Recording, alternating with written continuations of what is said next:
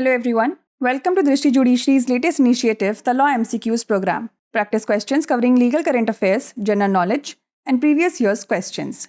Let's begin today's session. The first question is, India is dash of International Criminal Court, a member, not a member, an observer, or a follower. Bharat अंतर्राष्ट्रीय आपराधिक न्यायालय का dash है, एक सदस्य, सदस्य नहीं, एक पर्यवेक्षक या एक अनुयायी. The correct answer is option B, not a member. इसका सही उत्तर है ऑप्शन बी, सदस्य नहीं. India is not a member of International Criminal Court.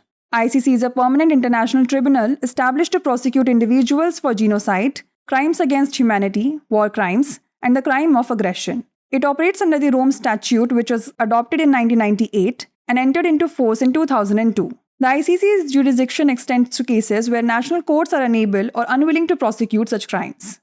Bharat अंतर्राष्ट्रीय आपराधिक न्यायालय का सदस्य नहीं है. ICC एक स्थायी अंतर्राष्ट्रीय न्यायाधिकरण है जिसकी स्थापना नरसंहार, मानवता के विरुद्ध अपराध, युद्ध अपराध और आक्रामकता के अपराध के लिए व्यक्तियों पर मुकदमा चलाने के लिए की गई है. यह रोम संविधि के अंतर्गत कार्य करता है जिसे 1998 में अपनाया गया तथा 2002 में लागू किया गया. आईसीसी का क्षेत्राधिकार उन मामलों तक फैला हुआ है जहां राष्ट्रीय अदालतें ऐसे अपराधों पर मुकदमा चलाने में असमर्थ हैं. Next question is, the provisions of section 3 under the limitation act are mandatory, not mandatory, flexible और नन ऑफ द अबव. परिसीमा अधिनियम के तहत धारा 3 के प्रावधान डैश हैं, अनिवार्य, अनिवार्य नहीं, लचीला या उपरोक्त में से कोई नहीं. The correct answer is option A, mandatory. इसका सही उत्तर है ऑप्शन ए, अनिवार्य.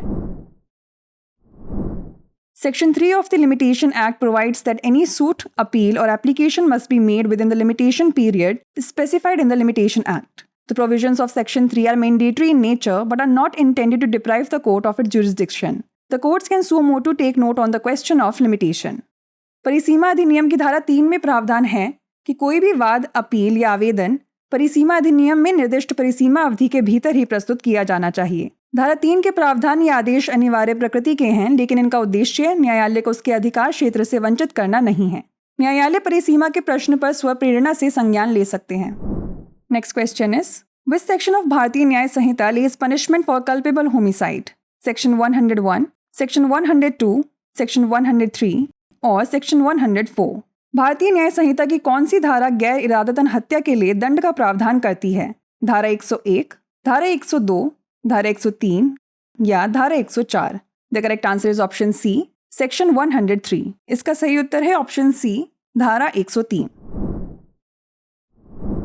Recently, in case of Mandeep versus State of Haryana, the Punjab and Haryana High Court recently determined that the number of wounds inflicted during an incident is not a key factor. What is more significant is that the incident must have been sudden and unpremeditated, and the offender must have acted in a moment of rage. Section 304 of IPC and Section 103 of Bharatiya Nyaya Sanhita 2023 covers punishment for culpable homicide not amounting to murder.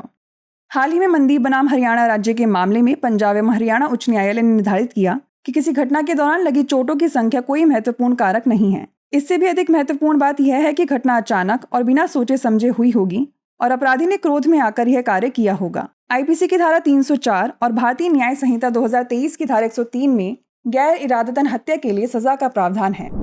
Next question is, section 22A of the registration act empowers registering officer to register the documents, accept the documents, change the documents और refuse to register. पंजीकरण अधिनियम की धारा 22A पंजीकरण अधिकारी को निम्नलिखित अधिकार प्रदान करती है: दस्तावेजों को पंजीकृत करें, दस्तावेज स्वीकार करें, दस्तावेज बदलें या पंजीकरण से इनकार करना. The correct answer is option D, refuse to register. इसका सही उत्तर है ऑप्शन डी, पंजीकरण से इनकार करना. Recently, in the case of Shaleen versus the district registrar and other, the Madras High Court allowed the registering officer to refuse registration of certain documents that does not apply to church properties. Section 22A of the Registration Act 1908 talks about registration of the documents which is opposed to public policy. This section empowers the registering officer to refuse to register such documents.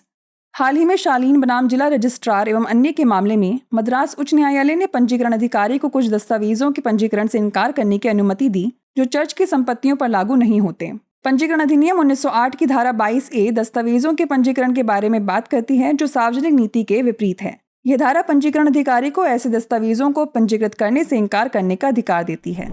The last question is, leading questions can be asked freely in examination in chief, cross examination, re examination और all of the above.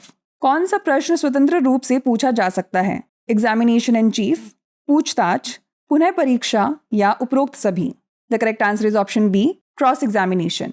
इसका सही उत्तर है option B, पूछताछ।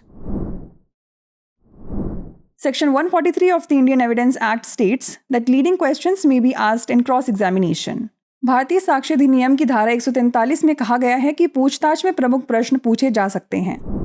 Before we wrap up, here's a question for you. Under the Section 45 of the Evidence Act, the opinion of the expert can be for handwriting or finger impression, foreign law, science or art, both A and B, or neither A nor B. साक्ष्य अधिनियम की धारा 45 के तहत विशेषज्ञ की राय ली जा सकती है हस्तलेखन या उंगली का निशान, विदेशी कानून, विज्ञान या कला, ए और बी दोनों या ए और बी दोनों नहीं। इसका उत्तर हमें कमेंट सेक्शन में ज़रूर भेजिएगा। ऐसी और वीडियोस देखने के लिए लाइक, शेयर और सब्सक्राइब करना ना भूलें। धन्यवाद।